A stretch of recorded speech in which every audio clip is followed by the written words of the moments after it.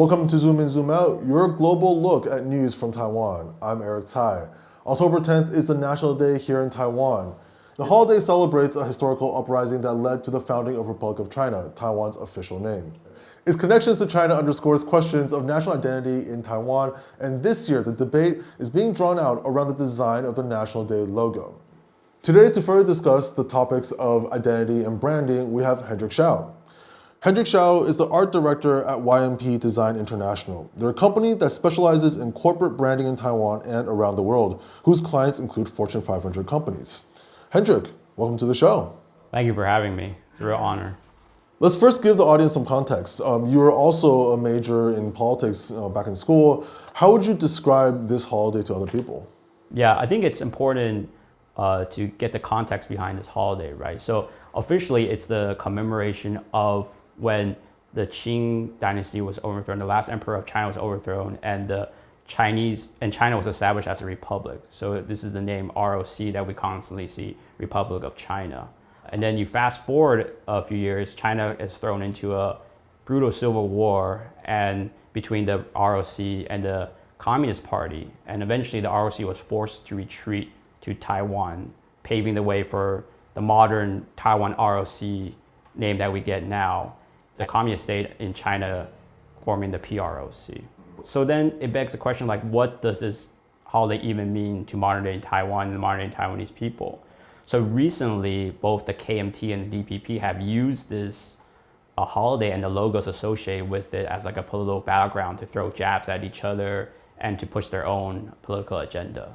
So the one who is in charge of the visual designs and the Double 10 is actually the head of legislature of the KMT. Yeah. So taking a look at this year's logo, like what elements are there specifically that you're seeing that you can describe about? Yeah, I mean, if you look at this year's logo, first of all, it's at first glance it's very unassuming, not very impactful, seemingly kind of almost boring. But if you take a closer look at because the KMT has been in charge of the narrative, what they're trying to, the symbolism they've been using, right? So very clearly this year, they leaned heavily into the red, white, and blue colors, which is obviously the ROC flag colors. And then also more subtly is in the center of the logo is the national flower of the ROC. And so both of these, the flag and the flower, have very strong ties to Dr. Sun Yat-sen, who was the founding father of KMT and the ROC. So they're really trying to have that symbolism return to logos, which when the DPP was in control of the narrative weren't clearly there. Yeah, and I think what's also interesting is the tagline. Like if we can take a look at the tagline where in Chinese it says very clearly, "Happy Birthday, ROC." But in English, they omitted the ROC and just leave Taiwan, right, in the message. So for me, seems like they're trying almost to appease all the spectrums. The KMT has been losing a lot of votes recently, especially with the youth and etc. So with this, they can we're kind of appeasing, the pro-China spectrum, the status quo guys, and also the pro-Taiwan guys, because we have a little bit of everything in this message. Yeah. So we're looking at the logo designs. We're going through like Ma Ying-jeou, a KMT president, and then Tsai Ing-wen, and then now with another KMT-led design. Yeah. How has the designs changed over time? So I think it's very clear that when Ma was president, the KMT was power, and even before that, like these political imagery and logos associated with them, whether it's the campaign or with the National Day logo, they were just what you thought like government logos would be. Like for the National Day logos, kind of maybe a little bit celebrative, a little bit, patriotic, et cetera. But when the DPP came into control of the National Day logo, I think they really took that opportunity to really use that platform to use like a creative and design thinking platform to push their agenda creatively, because there's no other opportunity for them to do so. And they can use something to really present to the outside world. It's like, this is what kind of Taiwan should be about now. It's a very Taiwan-centric image, much more colorful, a lot of lines about unity and moving forward. But at the same time, there's an overarching green color that's being shown through all the logos, right? So it's very clear that they were using color to kind of also, they were in charge of the narrative, so they could portray these more green shades representing them. And they're pushing a very Taiwan-centric image, right? So I think pushing back to 2016, the first thing they did in the tagline was they dropped the ROC. And then they added Taiwan over the years. And then they finally said Taiwan National Day. And that's what kind of upset the KMT. And so I think this year, the KMT has caught on. And so they're starting to play with it too, but with their own spin on it, back to what I was saying before, where they still have a lot of ROC symbolism and ROC elements embedded in the logo.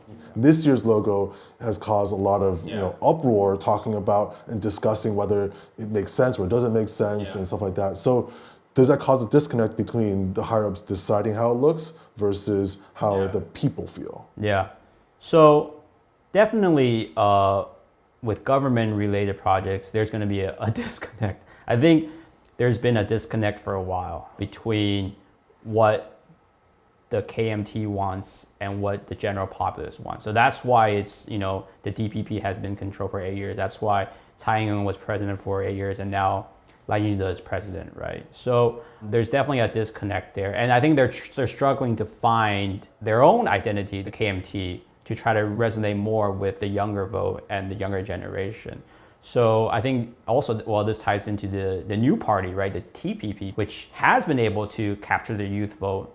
This is, the past couple of years when DPP was in charge, when they commissioned these logos out to be designed, the designers almost always come out with like a whole document describing why they designed the things that they did. But this time, the designer requested anonymity. They requested to have their name removed from it. Is that a common practice in design? So for me, this is actually very interesting too, because normally when you take on a government project, it's all about the exposure, right? As a designer, you want to build up your portfolio as much as possible.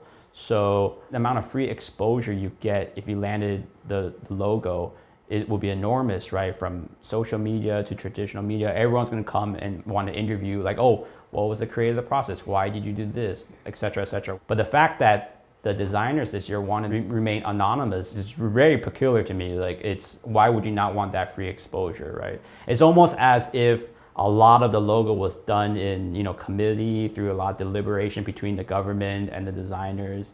And I would guess even maybe a falling out happened. So they said, this is not the creative direction that I really want to go with. So I think that ties into this point of what I really want to say is how the current international political turmoil really affects the average day Taiwanese citizen, from everything from an ordinary National Day logo to how the Taiwanese identify themselves.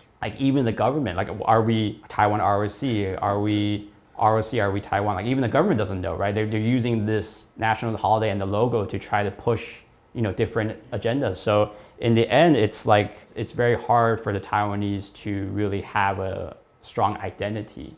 And I think a lot of the Western narrative has been pushing, it all boils down to, oh, China bad, free Taiwan. But it's not that simple, right? It's our histories are so intertwined together and it's so nuanced that it's going to take a lot of work and even pain to untangle that. So Hendrick, let's zoom out and take a look at the design industry and Taiwan's aesthetics. When you are given a project within Taiwan to do a logo design or whatnot, what was your approach to it? Well, so we did do the logo for Taiwan tourism.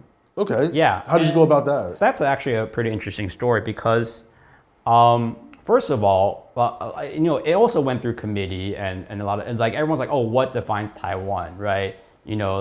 Butterflies or, the 101 or Sun Yat-sen Memorial Hall, et cetera. But these are all just, physical landmarks. They don't really define Taiwan. So what we really found to really define Taiwan, first of all, is just the name Taiwan. I think just getting the name out there, Taiwan, is very important. So the logo is using calligraphy to write out Taiwan.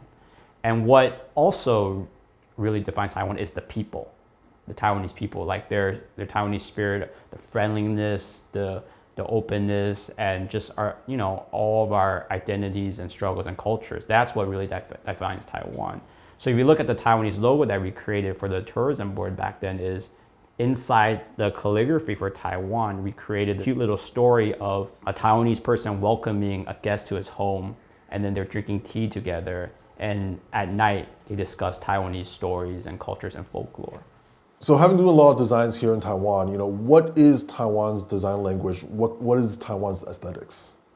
I think it's important to kind of see that, to understand that Taiwan is like a huge melting pot of different cultures. So this goes back to what I was talking about, like the identity issue, right? Because the Taiwanese, I think our identity is so hard to pinpoint. We borrow and we use a lot of cultures around us that we find influential, fun, and interesting. So our Japanese neighbors, our Korean neighbors, a lot of American culture. And it creates this melting pot of Taiwanese aesthetic that they then use and blend and turn into their own personal aesthetic. And that's what has been like this defining creation that the Taiwanese have been going through these past years. A lot of US brands are starting to go through this minimalizing, reducing the number of colors, sharper lines, less shading, stuff like that. Is there a similar thing that's happening within Taiwan from your observation?